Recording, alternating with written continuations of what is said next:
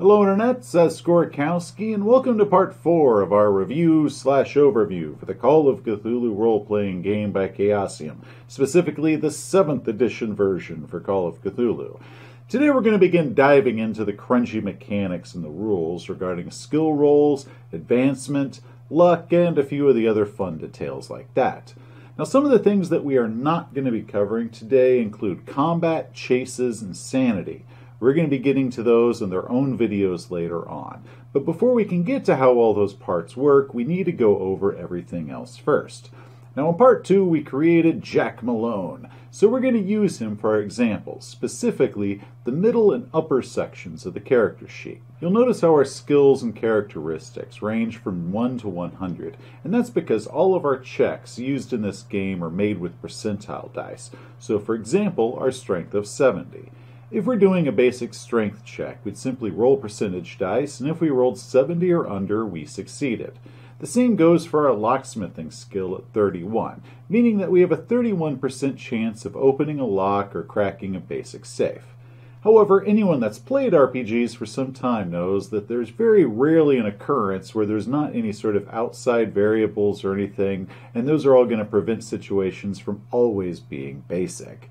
Now for those, you're going to notice that there are 2 boxes next to each characteristic in each stat that have numbers in them, and that's for the hard and extreme values.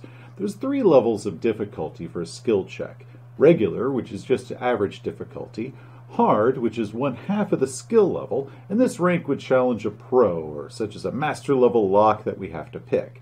There's also extreme, which is 1/5 of the skill level, and this difficulty requirement is considered to be near impossible. So before a keeper tells a player to make a skill roll, they first need to tell them at what level, whether that be regular, hard, or extreme. If the player makes that roll or under, then the player is successful. There's also fumbles. Fumbles on skills which are below 50 occur if the roll is on a 96 or higher. If the skill level being rolled is above 50, then the fumble only occurs if the roll is a double aught. This represents that at level 50, a character has achieved a higher level of mastery and is far less likely to fumble than a complete newbie. Now, what that fumble means is defined by the Game Master. Maybe they make a social faux pas on a social skill. Maybe they break their lockpicks while trying to pick the lock, or maybe their attempt to sneak across a room quietly resulted in them knocking over a lamp and breaking it. Now, if they make the roll and it's an aught 1, the roll is considered a critical success, which means that not only were they perfectly successful in their attempt, but there's also some added benefit as well, which is defined by the Game Master. Once we get to advancement, I'm going to go over a small house rule that I do in order to reward critical successes.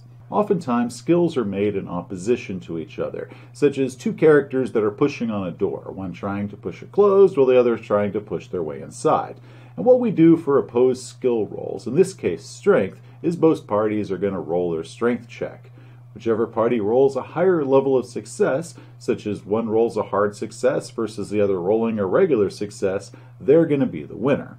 Now, if both parties roll the same level of success, such as, they both fail or they both roll a hard success or something like that, then the conflict is either going to be considered at an impasse and it's going to have to keep going until the next round, or the keeper can determine that whichever rolled closest to their level of success, they're going to be the winner. Once again, that's up to the keeper. For me, I usually let that go on to the next round and keep rolling until somebody has a clear success.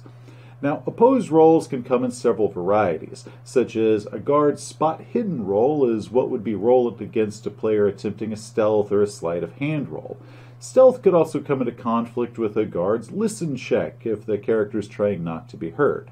Psychology, the skill that's used to see hidden intentions or see through lies, is what would be used against fast talk.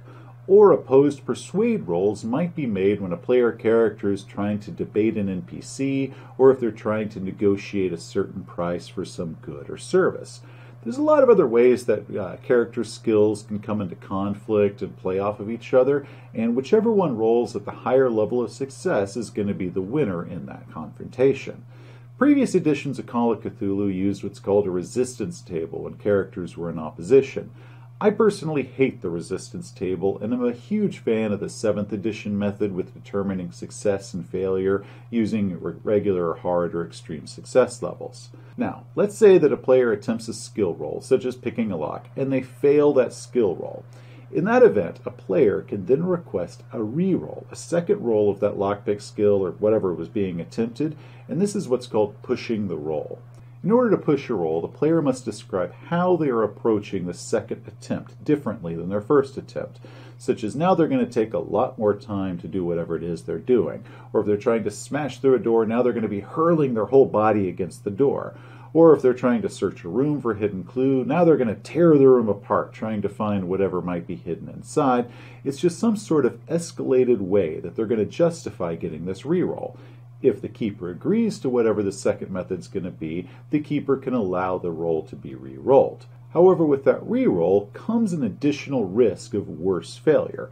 Hurling yourself against that door in order to get your way through it might result in you injuring yourself, or taking a lot more time to search that room might mean that somebody might come walking in and catch you doing it. The keeper should foreshadow what the potential failure would be before the player rolls the die. Let them know what the possible risk is before they finally actually do push the roll. The rulebook lists under each skill description different examples of ways that each skill might be pushed, as well as possible consequences if that pushed roll is failed, which is really helpful for both players and keepers. Now, failure, and I mean first attempt failure, doesn't always mean bad results, just that the first attempt wasn't successful. For example, let's say a player wanted to climb a wall. Failure doesn't necessarily mean that they fall and hurt themselves. A keeper could simply tell them that they looked at the wall and they decided that they didn't see any means at which they could do it, and therefore they didn't actually attempt the climb of the wall, and you could say that that roll was more of a failure to act than anything else. A pushed roll means that the act was definitely attempted, and failure is going to have actual consequences. Many critics of 7th edition complained that pushed rolls removes the horror element and all the Lovecraftian aspects from the game for whatever reason. So, keeping all this in mind, let's use a Lovecraft story to prove these people wrong and show how pushed rolls definitely do work in a horror story, especially a Lovecraftian horror story. In Lovecraft's story, The Shadow over Innsmouth, there is a scene where our hero is trying to escape from the upper floor of a hotel, as his pursuers are trying to batter down the door of the room that he's in. Our hero first runs to the window, but he determines that he can't make the climb. That's the initial roll and the initial failure of that climb check. Our hero then pushes the roll by taking the time, while the villains are still pounding on the door, to remove the heavy curtains from the window and then hook them into the shutter latches and use those curtains as a rope in order to get out the hotel window. Now, of course, had the hero in that story failed that pushed roll, it could have either meant that they were captured by their pursuers or they fell out the window and got some sort of damage for the fall. So there you go. Even Lovecraft was a fan of pushing rolls. Now, aside from difficulty levels, another mechanic that's used when rolling skill or stat checks is modifiers for certain conditions, pluses or minuses that are going to be working for or against the player character. In 7th edition, this is done in the form of a bonus and a penalty die. Normally for a skill check, a single set of percentage dice is used. However, if some outside factor comes into play that either helps or hinders the players, a keeper might call for a second 10-sided die to be rolled. If the die is a bonus die, the lower die is used. If it's a penalty die, the higher die is used. If there are multiple variables at play, up to 2 additional 10-sided die could be used for a skill check. Again, if it's a double bonus, we go with the lowest. If it's a double penalty, we go with the highest. A bonus die will cancel out a penalty die if a player has both a bonus die and a penalty die at play, and vice versa. So it's on a one-for-one basis. So you can end up with a situation where you've got maybe 2 bonus dice and 3 penalty dice. At the end, it's only going to come to 1 penalty dice because 2 canceled out 2. For basic tasks, such as driving to a store or snapping a simple photograph, no roll is required. Those are just considered mundane tasks, and there's no need to make your player roll and risk some sort of horrible event if they fail a simple roll. But with all this in mind, Keeper might wonder when it is that they need to escalate it to being a difficult roll or a hard roll, or when they're going to have to use bonus and penalty dice. So here's a way of looking at it. If our hero is simply driving a car across town, then there's going to be no roll required. However, if they're racing that car across town in order to get somewhere before the bomb goes off, then that's just going to require a regular drive auto check. If the hero is going around a racetrack because they're trying to make a qualifying time, that'd just be a regular drive roll. But if they're racing around a very difficult racetrack that's got a lot of sharp turns and is considered a professional level racetrack, that's going to make it a hard roll. Now we add the outside variables, the bonus and penalty dice. If it's lightly sprinkling outside, that's not going to be a big enough factor to really warrant a bonus or a penalty dice because that's kind of a small thing. However, in the event that you're looking at a character that's doing the casual drive across town, I would use that light sprinkle as a reason to, during that non-rolling situation, and to just make a regular check. But that's the only thing I would do with it. However, if it is a heavy downpour that's going on, I would definitely make any drive check to be with a penalty dice, because that is an outside factor that's making it much more difficult. Now, let's say our character is driving across town in a heavy downpour, which gives them a penalty dice, and then their windshield wipers go out, making everything so much worse. In that case, a keeper might say, yeah, that's going to deserve a double penalty die. But the truth is, for keepers that are trying to look at a situation to determine if they should make it difficult or hard or extreme, or if they should have bonus and penalty die, and they're trying to figure out what is the best method and the perfect method and the only method to use for every single situation, there isn't going to be a catch-all answer for you. There can be a lot of a gray zone that comes up depending on the different factors. And what I say is, if you're in doubt, just apply a bonus or a penalty die rather than making something at a harder difficulty level. For my games, I very rarely have players roll at the hard or the extreme difficulty levels outside of situations where they're in opposed rolls and they're trying to roll at a level harder than the person that they're rolling against. But most of the time, outside of those, I'm going to be using bonus and penalty dice in order to, up or lower the difficulty. This is one of those areas that can be a little awkward to explain, so I'm probably not making it incredibly clear. But just trust me that it does come very naturally once you start using it, and it becomes very smooth and easy to work with. And personally, I really like it because it allows me to use it in a lot of different situations. Sometimes a character wants to attempt something that requires multiple skill rolls in order to do it. Such as, let's say a character is trying to repair a complex device that requires both mechanical and the electrical repair skill rolls. Now, our Jack character has no points put into these, meaning that they're starting off at the base 10% each. If we roll these two skills separately, a 10% chance followed by another 10% chance, that only gives our character a 1% chance of actually pulling it off, whatever it is they're attempting. So instead of making your player roll twice, which gives them terrible odds for success, have the player only roll once. If that single die result comes up that it would be successful under all the skills that are going to be used for this one thing, then go ahead and say then that it's successful. If it's successful for some of the skills being used, but not all, their full attempt of what they're trying to do is still going to be unsuccessful. Another situation might be, let's say an investigator wants to run and jump across a chasm and grab the cliff at the opposite side of the chasm, making a climb check. Instead of making a separate jump roll and a climb roll, with both of which have a 20% chance of success, we might just make one roll because this is a single action, and failure on the action is going to have the same effect no matter what. Now this pretty much covers skill rolls. Now let's talk about some of the special non-skill rolls, starting with the education roll, also known as the no roll. The no roll is based off of the education stat. In our case, that's going to be 60. So even though this character has 0 points allotted to any of the sciences, such as astronomy, biology, and chemistry, he's still a pretty educated guy.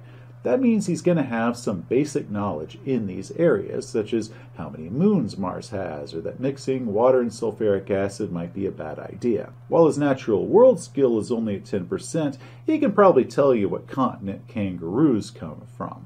So the no roll is more of a catch-all for basic knowledge that a character would just have. It's never going to be anything too complicated or too in-depth.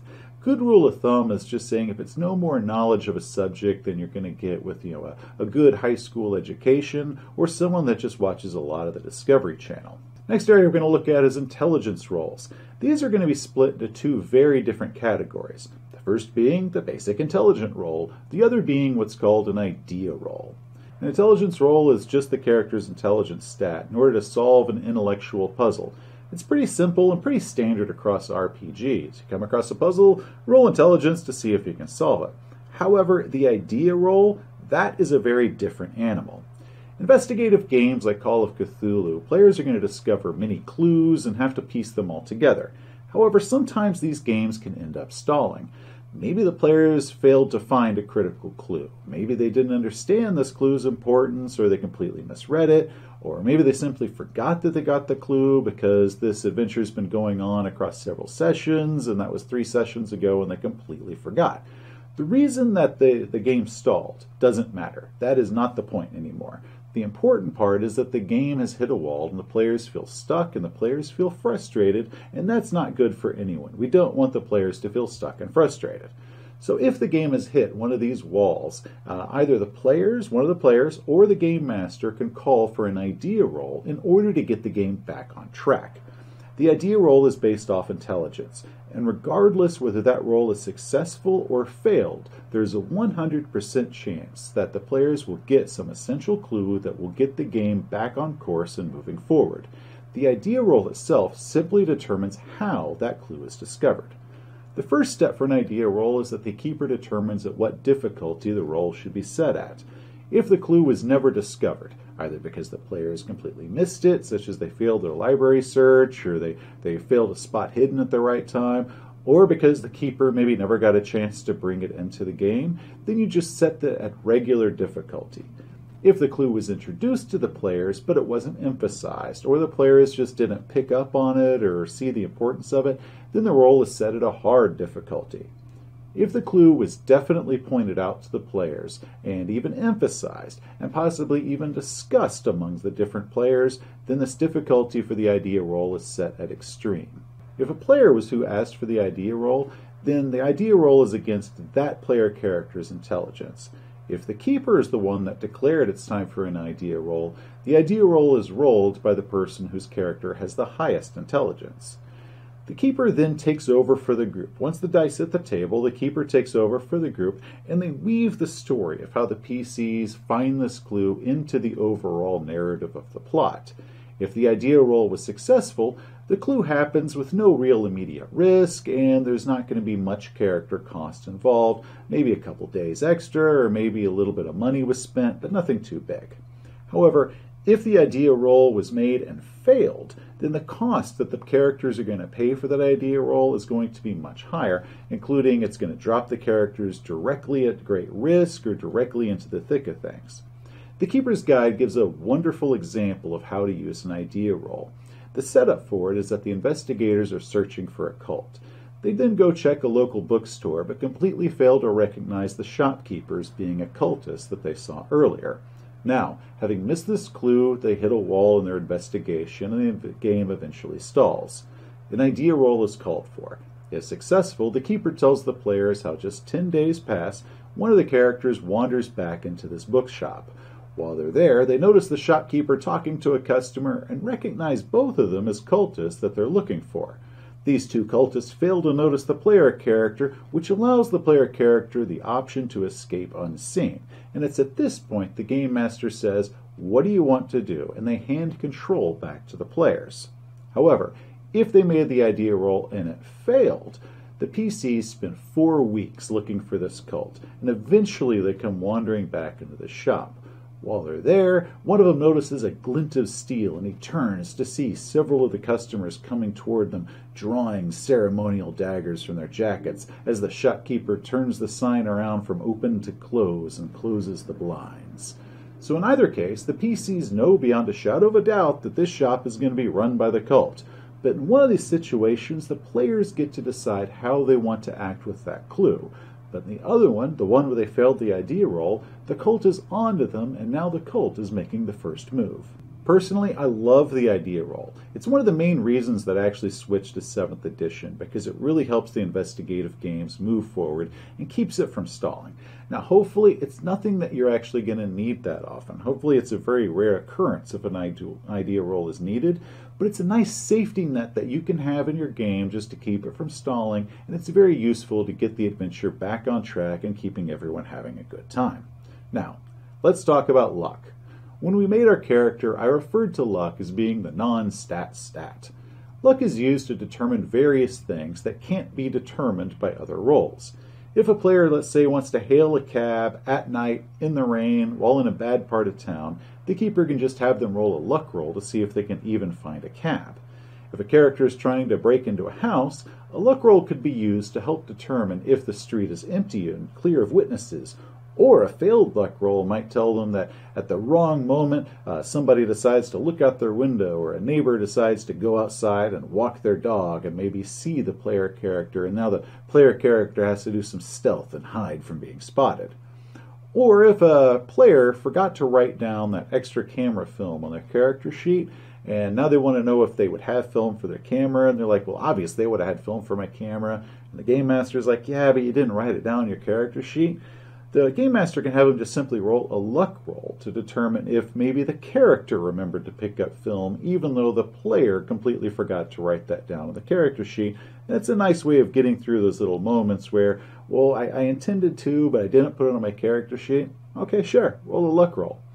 Or if you have a situation where some monster or some bad guy is about to attack a group of player characters, and there's no tactical reason why it should go for any particular one of the player characters, it could just go for any of them at random and it would just make equal sense. The Game Master can just simply state, hey, who's got the lowest luck? And the character that's got the lowest luck in the group, that's going to be one the monster or the cultist is going to attack first, and it's a good way of showing that, yep, they're the unlucky guy. Some luck rolls, when they're made, are going to be individual luck rolls for the individual players, but others are going to be for the entire party, what's referred to as a group luck roll. If it's a group luck, the target number that has to be rolled is below the lowest luck in the party. So the person with the worst luck stat kind of ends up screwing over the rest of the party. It's kind of like real life, you know. Bad luck, that's infectious. There's also several different uses for luck. One optional rule that I go by in our games is that if a player rolls a luck roll and they roll an +1, a critical success, then that gives them the opportunity to possibly raise their POW skill. So what a player then does is they roll percentage dice. And if the roll comes above their POW score, in our case here a 52, then the player rolls a d10 and adds that result to whatever their existing POW score is as an increase of that stat. Now, I have seen some keepers actually kind of complain about this optional rule.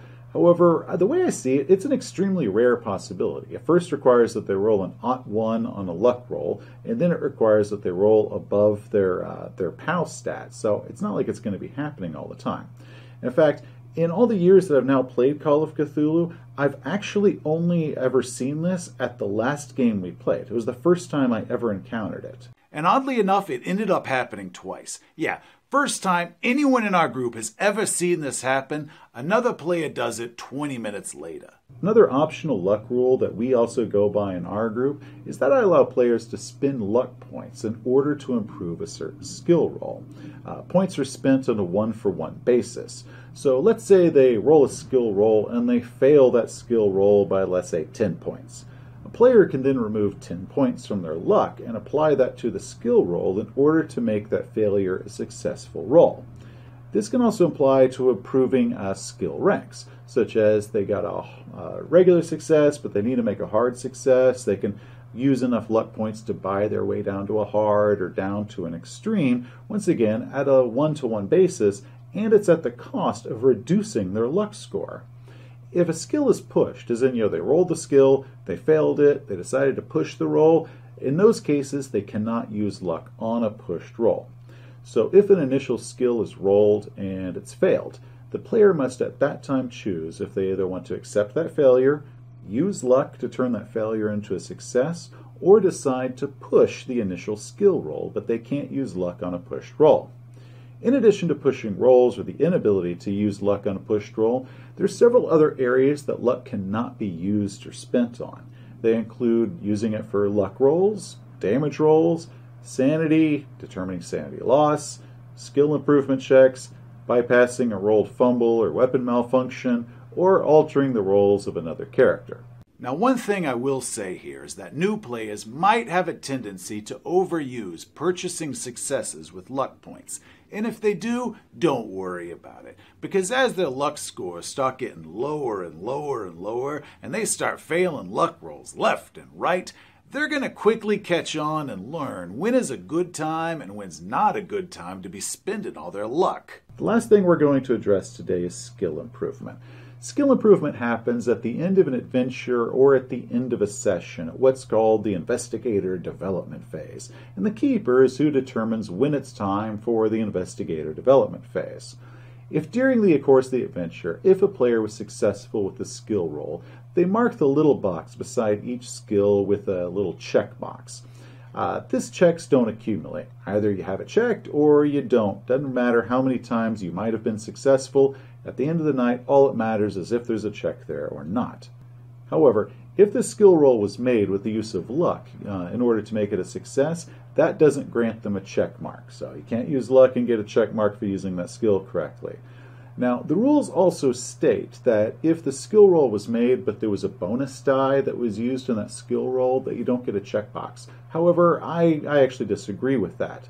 For my game, I have a house rule that if the player intentionally sets up the situation in order to give themselves a bonus die, and they were successful in their use of that skill, I allow them to check the box. I'm not going to penalize my players for using the game rules to their advantage and being able to work it. That way they've got everything playing well in their court. So, and I'm going to use combat here as an example, even though we haven't gotten to combat yet. If I have a player that in order to shoot a rifle decides to drop into a prone position, and that gives them a bonus die because they really want to make this shot, or they take a round to aim and that gives them a bonus die, I'm not going to penalize them and not give them a skill check just because they took a bonus die in order to do it. They're using strategy and they're playing by the rules. I want to reward them for that. Now, that being said, if a bonus die was given to the players for some reason that was completely outside of their control, then I might not let them check the box. Now, if they rolled with a bonus die and both of them or all three of them came up as success, I'm going to let them get it.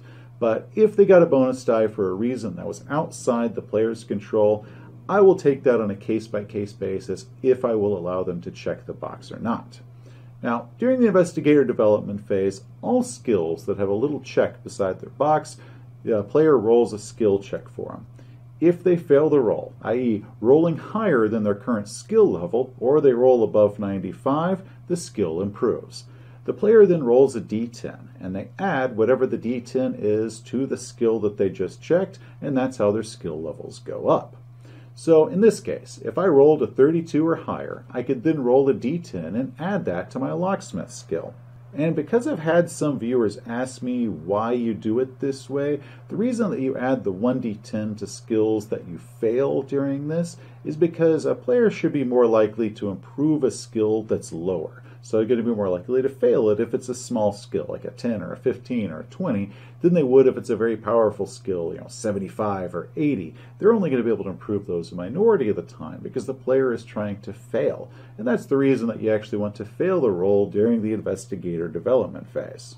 Another house rule that I implement in my games is that if a player during the course of the game rolled a critical success, meaning they rolled an +1 on their skill roll, then I tell them to mark that box a little bit differently, such as mark it with an X if they normally use checks. Then during the investigator development phase, I let the player use a penalty die for that skill improvement check, meaning I'm increasing their chance of failure and thus their chance of improving in that skill. Once again, this is only for skills that the player rolled an +1 for, and this is a complete house rule of mine. Chaosium didn't come up with this. This is me.